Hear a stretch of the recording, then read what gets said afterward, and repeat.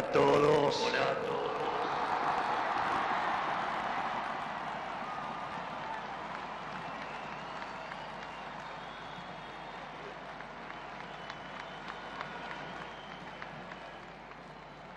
Señores ministros de la Corte, señores gobernadores, señores diputados y senadores nacionales, presidentes y dignatarios extranjeros, argentinos. Hoy comienza una nueva era en Argentina. Hoy damos por terminada una larga y triste historia de decadencia y declive y comenzamos el camino de la reconstrucción de nuestro país.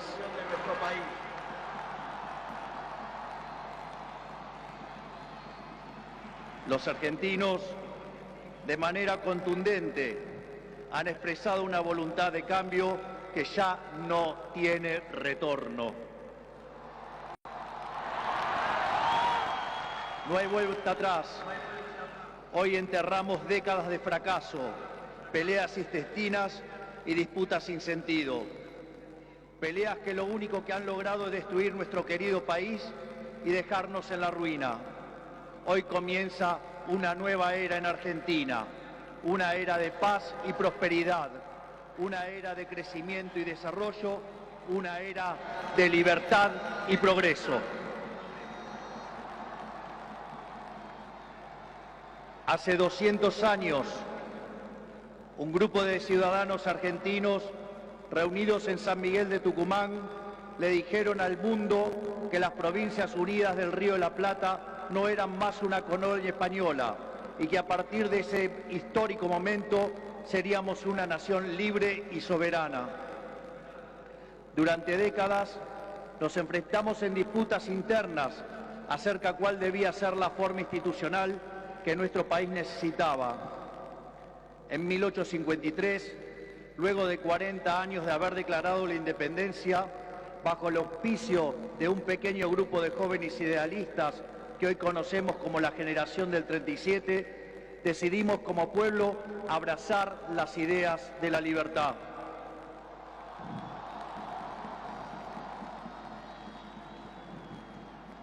Así, se sancionó una constitución liberal con el objetivo de asegurar los beneficios de la libertad para nosotros, para nuestra posteridad y para todos los hombres del mundo que quieran habitar el suelo argentino.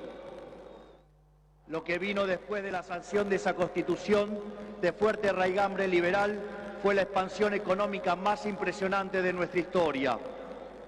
De ser un país de bárbaros enfrascados en una guerra sin cuartel, pasamos a ser la primer potencia mundial. Para principios del siglo XX éramos el faro de luz de Occidente. Nuestras costas recibían con brazos abiertos a millones de inmigrantes que se escapaban de una Europa devastada en búsqueda de un horizonte de progreso. Lamentablemente, nuestra dirigencia decidió abandonar el modelo que nos había hecho rico y abrazaron las ideas empobrecedoras del colectivismo.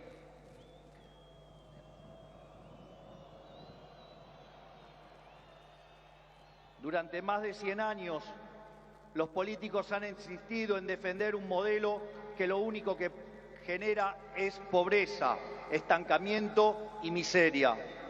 Un modelo que considera que los ciudadanos estamos para servir a la política y no que la política existe para servir a los ciudadanos.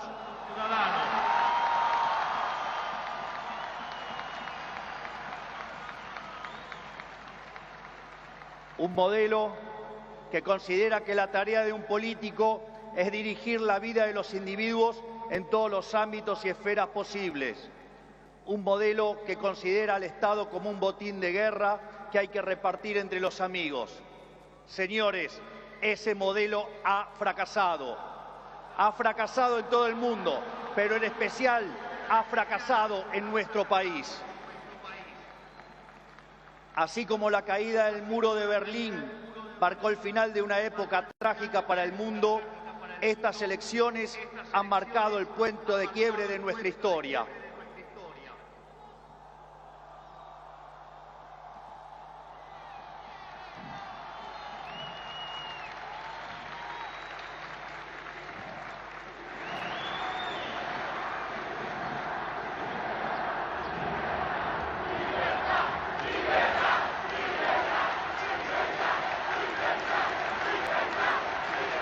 En estos días, mucho se ha hablado de la herencia que vamos a recibir. Dejen que sea muy claro en esto. Ningún gobierno ha recibido una herencia peor que la que estamos recibiendo nosotros.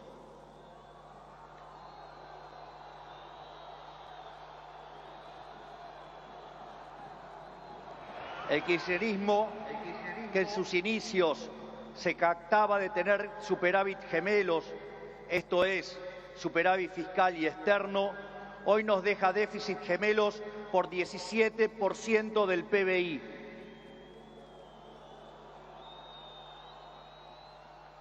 A su vez, de esos 17 puntos del PBI, 15 corresponden al déficit consolidado entre el Tesoro y el Banco Central. Por lo tanto, no existe solución viable en la que se evite atacar al déficit fiscal. Al mismo tiempo, de esos 15 puntos de déficit fiscal, 5 corresponden al Tesoro Nacional y 10 al Banco Central, por lo que la solución implica, por un lado, un ajuste fiscal en el sector público nacional de 5 puntos del PBI, que a diferencia del pasado, caerá casi totalmente sobre el Estado y no sobre el sector privado.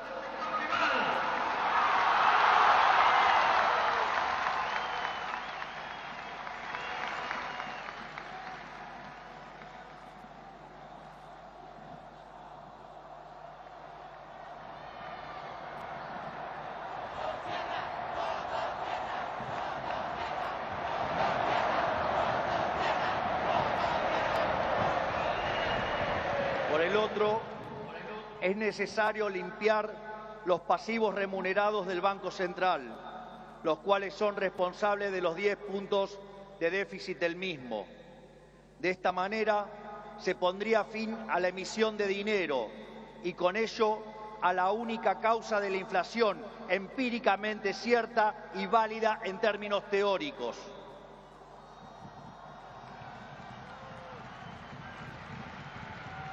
Sin embargo, dado que la política monetaria actúa con un rezago que oscila entre 18 a 24 meses, aun cuando hoy dejemos de emitir dinero, seguiremos pagando los costos del desmadre monetario del gobierno saliente.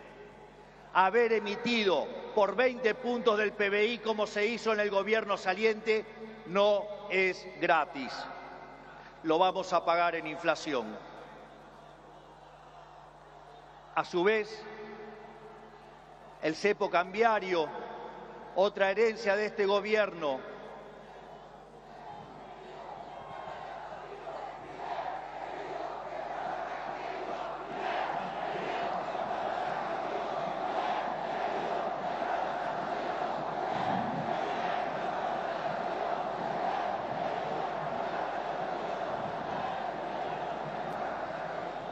a su vez, el cepo cambiario, otra herencia de este gobierno, no solo constituye una pesadilla social y productiva, porque implica altas tasas de interés, bajo nivel de actividad, escaso nivel de empleo formal y salarios reales miserables que impulsan el aumento de pobres e indigentes, sino que además el sobrante de dinero en la economía hoy es el doble que había en la previa del Rodrigazo. Para tener una idea de lo que eso implica, recordemos que el Rodrigazo multiplicó por 6 veces la tasa de inflación, por lo que un evento similar significaría multiplicar la tasa de inflación por 12 veces. Y dado que la misma viene viajando a un ritmo del 300%, podríamos pasar a una tasa anual del 3.600. A su vez, tranquilos que no termina acá, la herencia sigue. A su vez, dada la situación de los pasivos remunerados del Banco Central, la cual es peor que la que había en la previa de la hiperinflación de Alfonsín, en muy poco tiempo se podría cuadruplicar la cantidad de dinero y con ello llevar a la inflación a niveles del 15.000% anual. Esta es la herencia que nos dejan. una inflación plantada del 15.000% anual, la cual vamos a luchar contra uñas y dientes para erradicarla.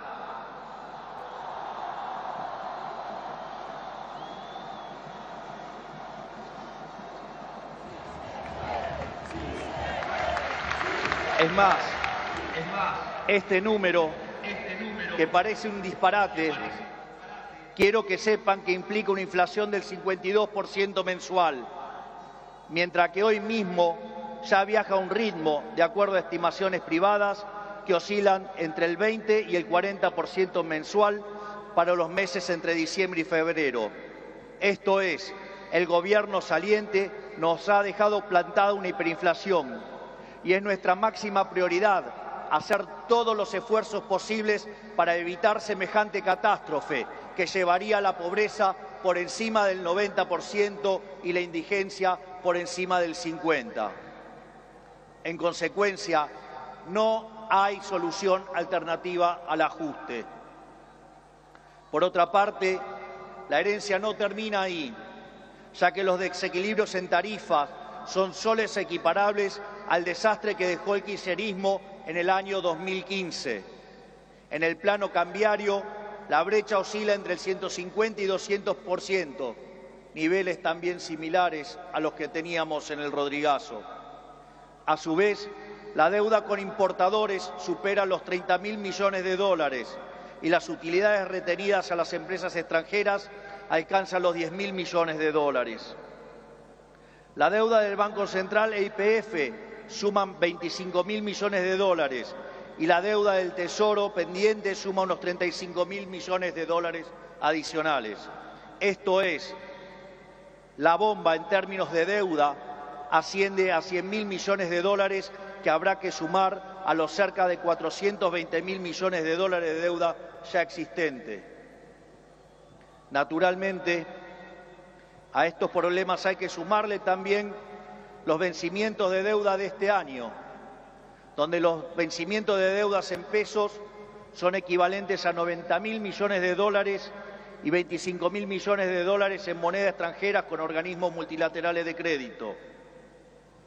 Sin embargo, con mercados financieros cerrados y el acuerdo con el FMI caído por los brutales incumplimientos del gobierno saliente, el rollover de deuda es por demás desafiante aún para el mítico cíclope. Como si todo esto fuera poco, esto transcurre en una economía que no crece desde el año 2011. Y en línea a lo anterior, el empleo formal en el sector privado se mantiene estancado en 6 millones de puestos de trabajo, llegando a la locura que el mismo es superado en un 33% por el empleo informal. Por ello, no debería sorprender a nadie que los salarios reales se hayan destruido, ubicado en torno a los $300 mensuales, los cuales no solo son 6 veces inferiores a los de la convertibilidad, sino que de haberse mantenido la tendencia de aquellos años, o como lo decían ellos, el maldito neoliberalismo, hoy oscilarían entre 3.000 y 3.500 dólares por mes. Nos han arruinado la vida, nos han hecho caer por 10 veces nuestros salarios. Por lo tanto, tampoco nos debería sorprender que el populismo nos esté dejando 45% de pobres y 10% de indigentes.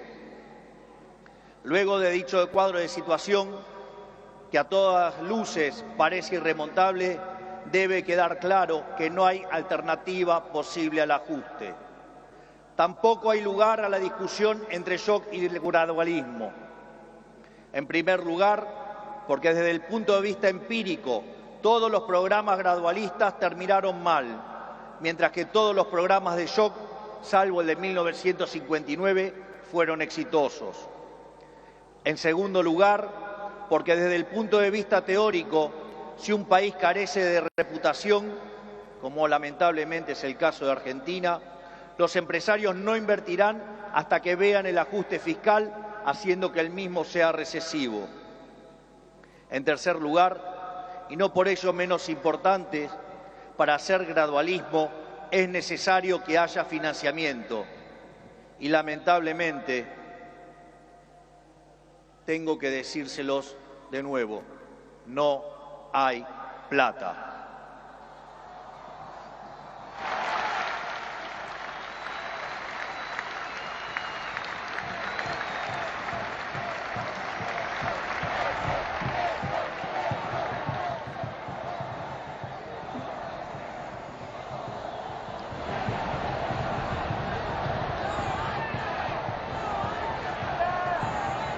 Por ende, la conclusión es que no hay alternativa al ajuste y no hay alternativa al shock. Naturalmente, eso impactará de modo negativo sobre el nivel de actividad, el empleo, los salarios reales, la cantidad de pobres e indigentes. Habrá esta inflación, es cierto, pero no es algo muy distinto a lo que ha pasado en los últimos 12 años.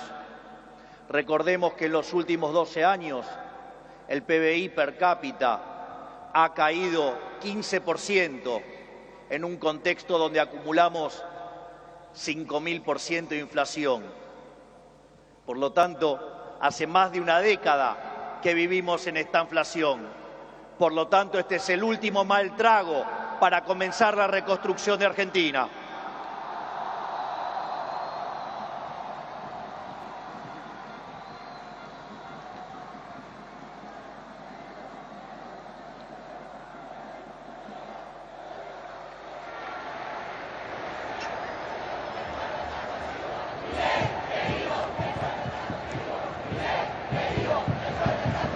A su vez, luego del reacomodamiento macro que vamos a impulsar, el cual será menos doloroso cuanto mayor sea la caída del riesgo país y cuanto mejor sea nuestra contención desde el Ministerio de Capital Humano, la situación comenzará a mejorar.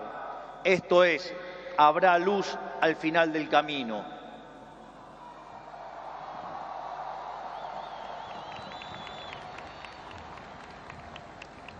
En el caso alternativo, la propuesta sensiblera progresista, cuya única fuente de financiamiento es la emisión de dinero, derivará en una hiperinflación que llevará al país a la peor crisis de su historia, sumado a que nos meterá en una espiral decadente que nos equiparará con la oscuridad de la Venezuela de Chávez y Maduro.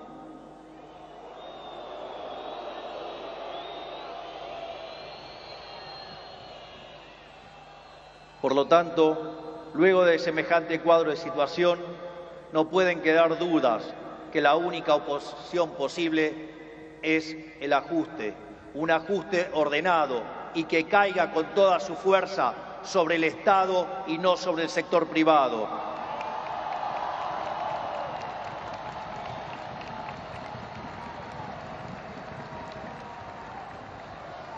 Sabemos que será duro.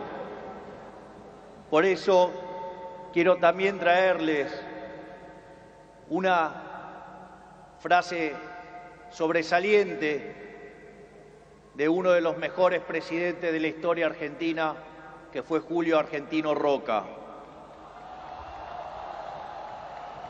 Nada grande, nada estable y duradero se conquista en el mundo cuando se trata de la libertad de los hombres y del engrandecimiento de los pueblos, si no es a costa de supremos esfuerzos y dolorosos sacrificios. Pero nuestros desafíos no terminan solamente en el plano económico. El nivel de deterioro de nuestro país es tal que abarca todas las esferas de la vida en comunidad. En materia de seguridad, Argentina se ha convertido en un baño de sangre. Los delincuentes caminan libres mientras los argentinos de bien se encierran tras las rejas. El narcotráfico se apoderó lentamente de nuestras calles, a punto tal que una de las ciudades más importantes de nuestro país ha sido secuestrada por los narcos y la violencia. Nuestras fuerzas de seguridad han sido humilladas y maltratadas durante décadas. Han sido abandonados por una clase política que le ha dado la espalda a quienes nos cuidan. La anomia es tal que solo el 3% de los delitos son condenados. Se acabó con el siga-siga de los delincuentes.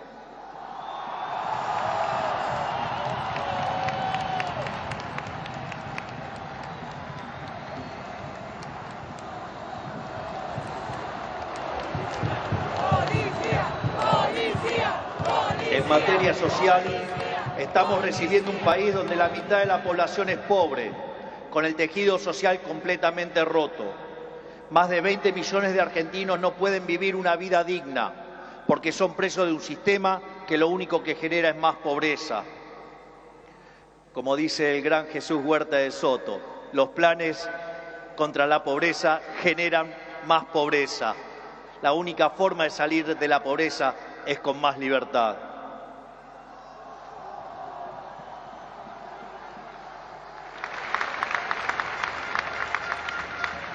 Al mismo tiempo, 6 millones de chicos hoy a la noche se irán a dormir con hambre, que caminan descalzos por la calle y otros que cayeron en la droga. Lo mismo ocurre en materia educativa. Para que tengan idea del deterioro que vivimos, solo el 16% de nuestros chicos se reciben en tiempo y forma en la escuela. Solo el 16%. Solo 16 de cada 100. Es decir, que el 84% de nuestros chicos no termina la escuela en tiempo y forma.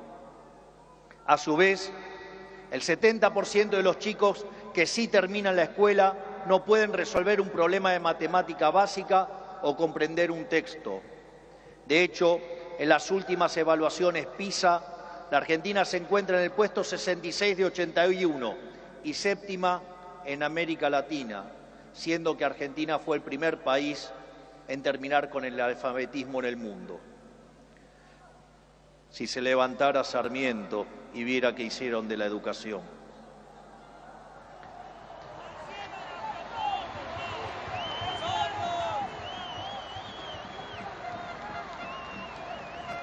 En materia de salud, el sistema se encuentra completamente colapsado. Los hospitales están destruidos, los médicos cobran miseria y los argentinos no tienen acceso a salud básica. Tan es así que durante la pandemia, si los argentinos hubiéramos hecho las cosas como la media de los países del mundo, hubiéramos tenido 30.000 muertos. Pero gracias al Estado Te Cuida y su ineficiencia, 130.000 argentinos perdieron la vida.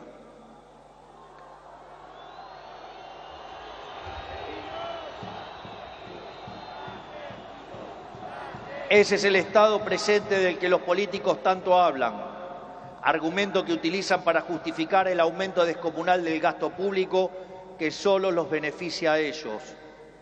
En todas las esferas, miren donde miren, la situación de la Argentina es de emergencia. Si miramos la infraestructura de nuestro país, la situación es la misma. Solo el 16% de nuestras rutas se encuentran asfaltadas y solo el 11% se encuentra en buen estado. Por eso, no es casualidad que mueran cerca de 15.000 argentinos por año en accidentes de tránsito. Lo que quiero graficar con todo esto es que la situación de la Argentina es crítica y de emergencia. No tenemos alternativas y tampoco tenemos tiempo. No tenemos margen para discusiones estériles. Nuestro país exige acción y una acción inmediata. La clase política deja un país al borde de la crisis más profunda de nuestra historia. Cada uno de ellos tendrá que hacerse cargo de su propia responsabilidad.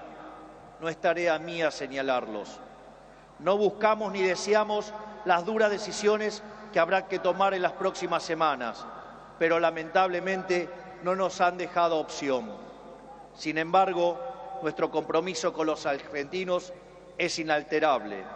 Vamos a tomar todas las decisiones necesarias para arreglar el problema que causaron 100 años de despilfarro de la clase política, aun cuando al principio sea duro.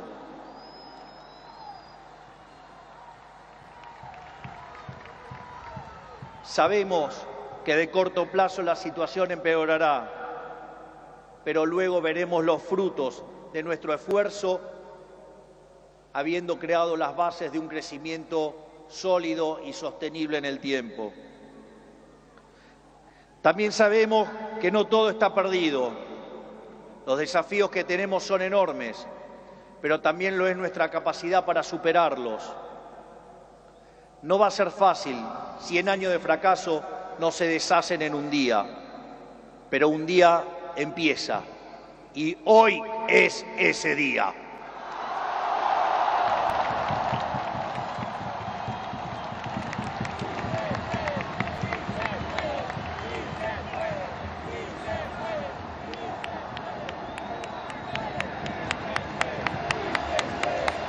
Hoy empezamos a desandar el camino de la decadencia y comenzamos a transitar el camino de la prosperidad.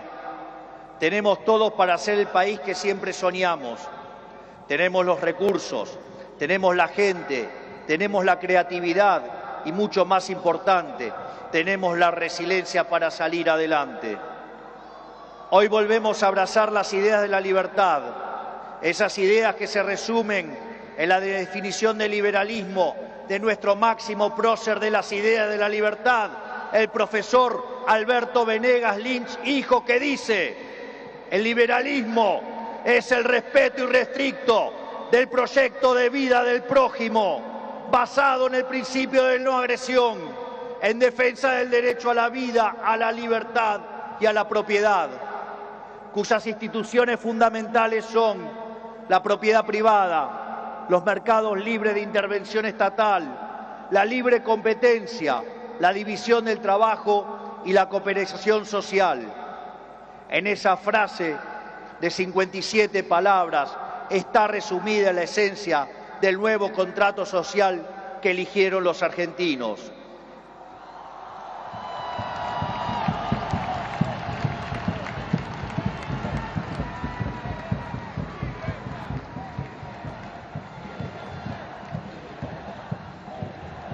Este nuevo contrato social nos propone un país distinto, un país en el que el Estado no dirija nuestras vidas, sino que vele por nuestros derechos, un país en el que las hace, las paga.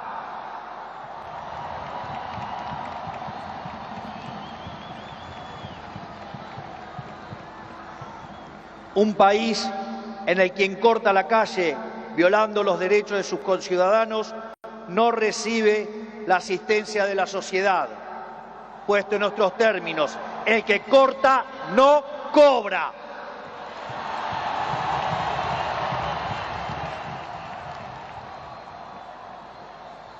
Un país que dentro de la ley permite todo, pero fuera de la ley no permite nada. Un país que contiene a quienes lo necesitan, pero no se deja extorsionar por aquellos que utilizan a quienes menos tienen para enriquecerse a ellos mismos.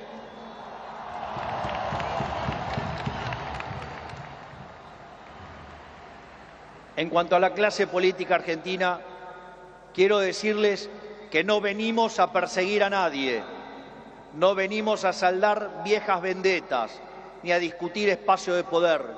Nuestro proyecto no es un proyecto de poder, nuestro proyecto es un proyecto de país. No pedimos acompañamiento ciego, pero no vamos a tolerar que la hipocresía, la deshonestidad o la ambición de poder interfieran con el cambio que los argentinos elegimos.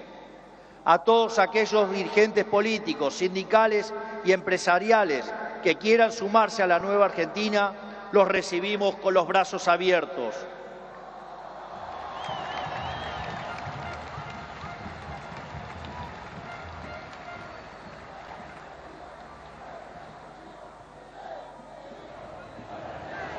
Así, no importa de dónde venga, no importa qué hayan hecho antes, lo único que importa es hacia dónde quieren ir.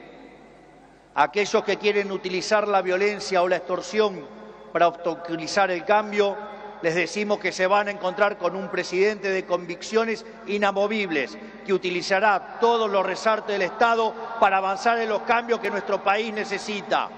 No vamos a claudicar, no vamos a retroceder, no nos vamos a rendir. Vamos a avanzar con los cambios que el país necesita, porque estamos seguros que abrazar las ideas de la libertad es la única manera en la que podremos salir del pozo en el que nos han metido.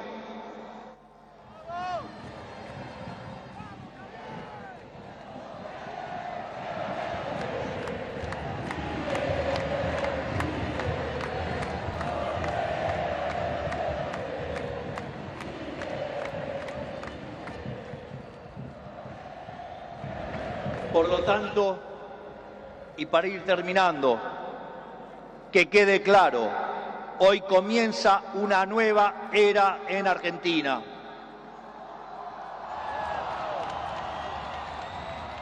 El desafío que tenemos por delante es titánico, pero la verdadera fortaleza de un pueblo se mide en cómo enfrenta los desafíos cuando se presentan. Y cada vez que creemos que nuestra capacidad para superar esos desafíos ha sido alcanzada, miramos al cielo y recordamos que esa capacidad bien podría ser ilimitada. El desafío es enorme, pero lo afrontaremos con convicción. Trabajaremos sin descanso y llegaremos a destino. No es casualidad que esta inauguración presidencial ocurra durante la fiesta de Hanukkah, la fiesta de la luz, ya que la misma celebra la verdadera esencia de la libertad. La guerra de los macabeos es el símbolo del triunfo de los débiles por sobre los poderosos, de los pocos por sobre los muchos, de la luz por sobre la oscuridad, y sobre todas las cosas, de la verdad por sobre la mentira. Porque ustedes saben que prefiero decirles una verdad incómoda antes que una mentira confortable.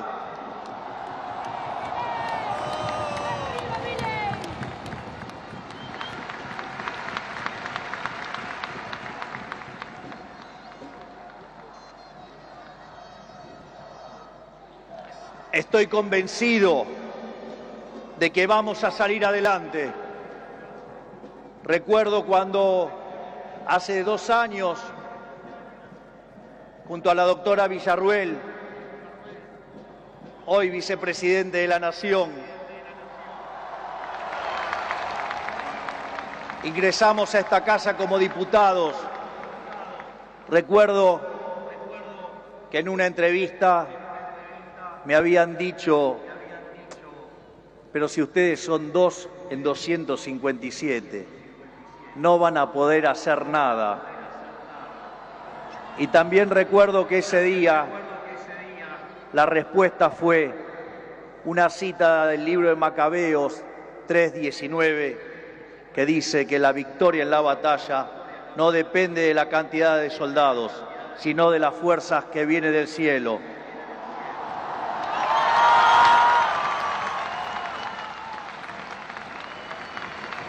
Por lo tanto, Dios bendiga a los argentinos y que las fuerzas del cielo nos acompañen en este desafío.